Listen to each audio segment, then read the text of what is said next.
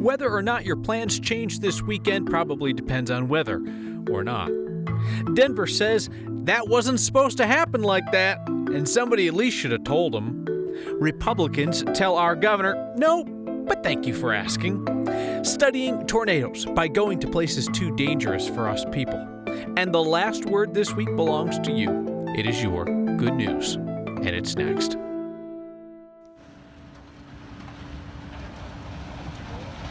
All right, so that's a pretty sweet video of a building in Denver being demolished, except the building was not supposed to collapse like that. So we're going to chalk that up as an oops. Add to that the fact that the city says it was never properly notified about the oops. That all is the reason why we're just learning about this now, 3 months after the building came down. The city got tipped off to a demolition gone wrong, and so did our Marshall Zellinger. This construction site at 10th and Bannock looks like the start of every other construction site in Denver. Fenced off, heavy equipment, giant hole. How the hole got there is quite different from every other construction site in Denver.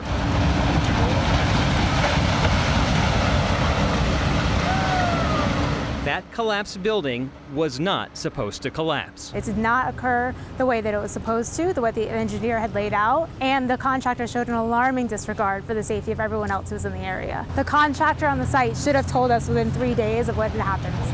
And that did not happen? That did not happen. A time lapse from a sky camera nearby has the building standing in one frame, down in a cloud of debris the next. When we saw the video footage, we were extremely concerned for the way that the building came down. The demolition plan, written in October, called for the final section to be demolished in a tiered wedding cake style. The way this building was supposed to come down was one floor at a time. A third video from the opposite side shows construction crews sweeping up the debris. Hey, is that operator okay? Yeah, he's out. Okay. Nearly 24 firefighters responded to the collapse. Based on the incident report, no one was hurt. That was gnarly though. This happened on a Saturday in April when a couple people were walking their dogs just as the building came down. I was right here when it happened. It was a huge cloud of smoke came towards me, so I started running. In this case, what we saw is there are workers on site who were put in harm's way. The street wasn't closed. The sidewalks were not closed properly. There was a lot of dust from the site that should have been controlled and managed. You should not have a situation where you have people sweeping up dust from the street and from the cars nearby when a demolition is done correctly. The city is trying to suspend the license of the construction company and the contractor himself. I just spoke with the contractor on the phone. He's out in Wyoming. We had a 30-minute on and off conversation because of touchy signal. Kyle, he tells me that building was coming down that day one way or the other, and they had contingencies for exactly that to happen, and that was one of the backup plans. And he didn't think once the fire department got there that he had to notify the city that anything went wrong, because from his standpoint, that was one of the options that could have happened. Yeah, but now he's got to convince the city of that, and the city is not likely to do some slap on the wrist fine in this situation. No, the city tells me that they don't fine. They just suspend people's licenses from being able to do that, which costs them business in a way, so it's a personal fine to the company for sure. Sure, but a pretty serious sanction that could be coming down the line. All right, we'll follow that. Thank you, Marshall. Demolition also came for a building that has been sitting vacant in Denver for nearly a year after an explosion there, so along Santa Fe, an explosion where 7 people were hurt. The vacant building burned this past month, so taking it down should prevent more trouble there. This past March, I should say, that's when it burned. So you heard Governor Polis on this program this week saying that he is not going to call the legislature back for a special session or to try to keep your tax refund unless Republicans are on board with this. Today, Republicans were like, thanks for asking, but no. They thanked Polis for including them in the discussion, but they politely declined the idea of coming back for a tax refund discussion. The governor was chatting with the Republicans about a deal that would have lowered the state's income tax in exchange for changes to what's called Proposition CC. We've been talking about this a bit because it's going to be in the news in the future. In November, voters will decide on Proposition CC, which asks if the state can keep your Tabor tax refund indefinitely year after year. If that passes, it would not include the hundreds of millions of dollars in Tabor refunds coming next year. That's why they were going to call the legislature back to talk about changing CC to grab next year's refunds as well. Remember, the governor said he wouldn't do it without Republicans on board. Would you call a special session if you did not feel that you'd get one Republican to vote in favor of any of the legislation that they have in front of them? No, I mean, there's no interest in that, right? This whole process is around listening to Republicans, Independents, Democrats. If you recall, during Wednesday's show, I texted a senator who's more moderate, votes with Democrats some of the time, Kevin Priola Henderson, asked him if he would be the token Republican to give Polis cover for the special session. Never did text me back, which is unfortunate. Inglewood has put together an extensive and expensive plan to deal with a persistent problem in that city, flooding. On Monday, the Director of Public Works is going to present a 33-page report with some different options on how to fix drainage and flooding issues. They're talking about reimbursing homeowners who choose to install flood control measures if they're in the flood risk zone. And Public Works wants Inglewood to go in and purchase as many as 100 properties in the worst flooding areas in order to recreate the natural drainage of those areas. The old pipes east of Santa Fe would be replaced under this plan. Those are the pipes that keep breaking and causing sinkholes. The plan is projected to cost Inglewood about $51 million over 10 years. If they pass this plan, City Council would then have to figure out where to get the money. Spoiler alert, if you live in Inglewood, it's going to come from you. Hail hit us hard for the 4th of July. That was quite the show yesterday afternoon and evening. Severe storms are back in the forecast tonight, but we are a wise people, a wise and resourceful people. Check this out. A car in Lakewood covered in some kind of hail protector looks like a baked potato. It's delicious. But you know what, Kathy? That might just work. It reminds me of a Chipotle burrito, which sounds really good right now as well. Yes, Mother Nature did not take the holiday off, and well, unfortunately, some of you may be in for another round of hail and heavy rain based on the cloud cover over Denver. We remain under a severe thunderstorm watch, but hey, it is Friday and it's cooler than average. Typically, we're talking about a heat wave in July, and we're not talking about the heat. We're talking about hail coming down 1 to 2 inches in diameter down in Elbert County in the town of Kiowa, and that severe thunderstorm watch extends across the urban corridor right along I-25 up into Wyoming. We have a severe thunderstorm warning out for Douglas County and Elbert County, and that'll continue out for the next half hour because of the threat for heavy hail. So far, all the heavy weather is south of the metro area, but Futurecast indicates we may still see a bit of rain, thunder, and lightning here between now and 9 o'clock, and then a round of storms coming back in on Saturday afternoon. So definitely an unsettled period of weather here in the next 24 hours. Mostly cloudy, chance for rain and thunder tonight, and then some clearing areas of fog. Tomorrow, a cooler than average day again with afternoon storms are likely. Sunday looks to be the warmer, drier day ahead of a nice warming and drying trend. Summer weather returns next week with sunshine, highs in the 90s for Wednesday and Thursday. Of course, that 9 News weather app super handy to track thunderstorms, and the clouds, Kyle, have been amazing. Phenomenal clouds. I'm Mattis up in Fort Collins tonight. That looks like my refrigerator ice machine when it broke. The whole thing just looked exactly like that, Kathy. All right, thank you. Hey, we have a recommended read for you today. This time it comes from Next producer Erica, something that she thinks might help families wanting to make sure that their relatives are taken care of. The Colorado Sun has an in-depth look at the special focus facilities list. It's nursing homes across the country, 88 of them, the ones that the government says are in the most trouble. The Sun says 5 of Colorado's most troubled nursing homes are on that list, but there are 27 in our state that get the lowest quality rating from Medicare. Most importantly, Eric saw this article has resources families can use to check on the facilities that they're considering for their families. We have a link to this article on the Next Facebook page. The Geese thing's still going on, by the way, and there's a group now that has formed to protect what remains of Denver's Canada geese population. They're meeting in Washington Park tomorrow, where they say they will be holding a moment of silence for the geese that were rounded up and killed. City's Parks and Rec Department contracted with the U.S. Department of Agriculture to round up the birds and kill them. The city says that managing the goose population should clean up the lakes and ponds, considering they leave about 5,000 pounds of goose poop in the city each day. The group Canada Geese Protection Denver was formed after this made a whole lot of news. They have a petition going, and they're upset that the public didn't get to weigh in on the plan.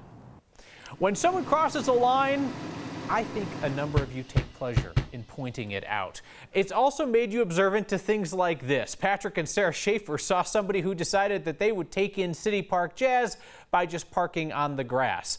That is them apparently realizing the error of their ways about 10 minutes later.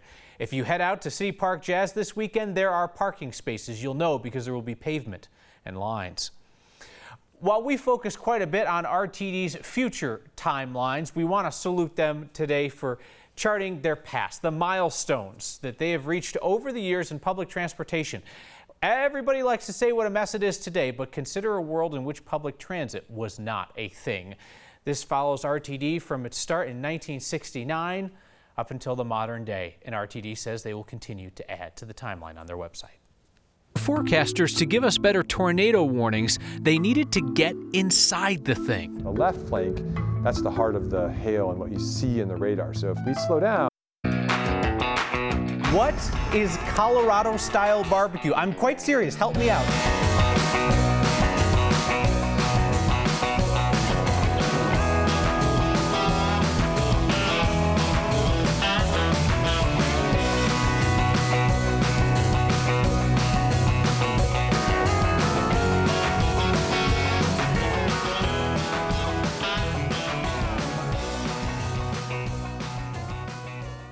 2 days later, people are still talking about that Colorado barbecue thing. Did you get the sense that maybe Mother Nature was a little jealous last night, kept trying to compete with the fireworks? Look at that image, though, captured by a Broomfield police officer during their show.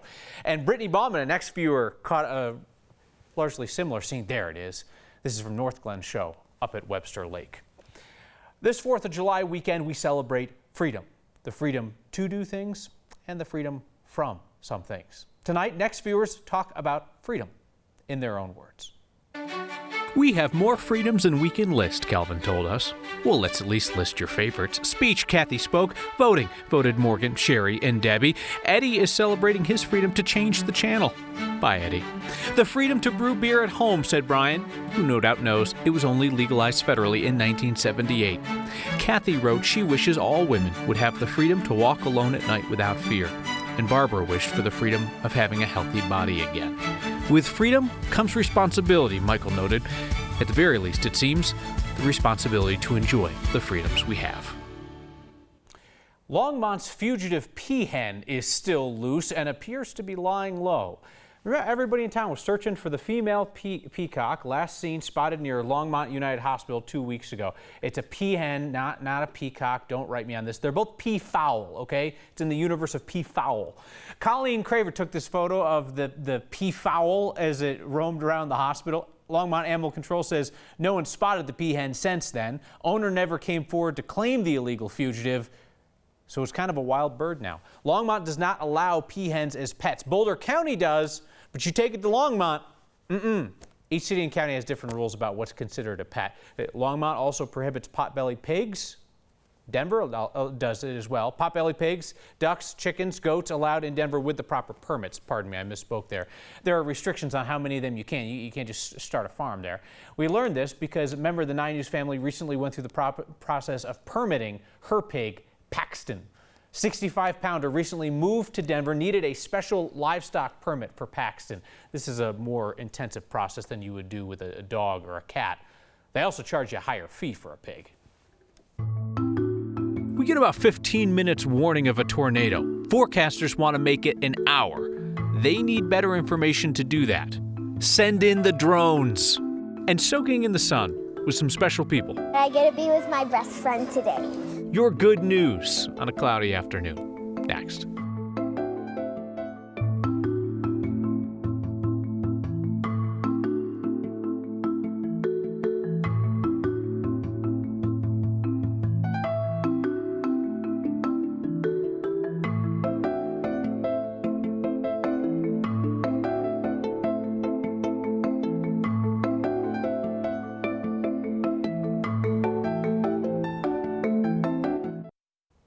Tornado warnings save lives. Our current 15-minute system, that's good. An hour would be better. But to improve the warning time, forecasters need better information about tornado genesis, how they spin up. It's too dangerous for people to be in that spot at that moment. But our meteorologist Corey Reppenhagen found CU Boulder engineers going in with drones. All right, launching in 3, 2, 1. A fixed-wing drone built by CU Boulder Engineering heads into a developing supercell thunderstorm on the Great Plains, part of the Taurus Tornado Research Project. Over the course of the 5 weeks we were in the field, we flew on 20 different storms, 7 of which produced tornadoes. The sensors on this unmanned aircraft are more advanced than ever, and they were being sent somewhere they've never been. With the drones, we are collecting new data that's never been collected before. Mission leaders wanted data collected directly from the left flank of supercells, a part of the storm only scanned previously by radar, a challenge that CU Boulder gladly accepted. The left flank, that's the heart of the hail and what you see in the radar. So if we slow down, we get bombarded with hail. So the novelty was this left flank. We had to get just to the edge of the hail and the rain, touch the storm, turn around and get back out. They put these drones through some tough conditions, but got the job done. Engineering that group leader Eric Frew could be proud of. So at least at one point, we encountered a 75-mile-per-hour wind gust in our drone. Not only was the aircraft able to survive that, but the communication systems, our ability to talk to the drone, command the drone, that all worked flawlessly. A grueling 9,000 miles on the road chasing storms. CU professors, graduate students, and even undergrads launching not just one, but 3 drones. That was an engineering success, and we're really excited to see what scientific successes that brings. In Boulder, meteorologist Corey Reppenhagen for Next. I mentioned the difference between a 15-minute warning and an hour warning. That's our current average warning time, and then what CU Boulders hope that their research will someday allow. You guys run a show around here on Fridays, most days if we're being honest, but Fridays especially. Your good news and your feedback next. Hi there, folks. Jumping in quickly. Denver under a severe thunderstorm warning. Time to put the car in the garage, bring the plants and pets in off the deck. This cell is moving toward the east, has a history of large hail, deadly lightning, and heavy rain. We're under a severe thunderstorm watch until 10 o'clock tonight. We'll have the latest tonight on the networks of 9 News. Kyle? First, though, let's bust through the gloomy weather. Here you are with your good news. My good news is... Good morning. My good news is the Lord has blessed us with a beautiful day. Get out the house, get your kids out, come and enjoy the weather. My good news is I play soccer and I love playing it. My good news is that I graduated residency and bought my first house. I love to cook. Okay, well, I'm going to go straight from my heart. My good news is that college football / NFL football is about to start. There's nothing on TV. That I get to be with my best friend today. My good news is that we're in town in Denver from Omaha, Nebraska, and we get to be in this beautiful city for a beautiful holiday. That was good, Ollie. We got it? Did you get him in the back? Yeah. All right.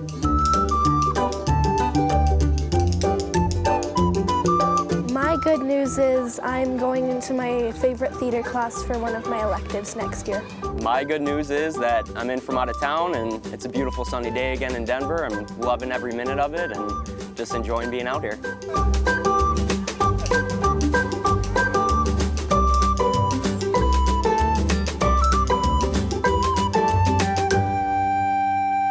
I'm glad to be alive. That's as good as I can get. I love that dude barbecuing. He's like, I'm going to speak from the heart. College football and NFL. I love that. That guy kind of switched me up there. A lot of you folks have appearance-related feedback tonight. Jim Martin says, pocket square? Yep, looks like it, Jim. Kathy writes in, what, pray tell, I love that phrase, what, pray tell, is Kyle's jacket made from tonight? Kathy says, not commenting, just curious. Well, thank you for asking, Kathy. It is made from 100% recycled paper grocery bags. No, it's linen. I checked. There's a little tag in the pocket. It says linen. Is it Rumpley? See you next time.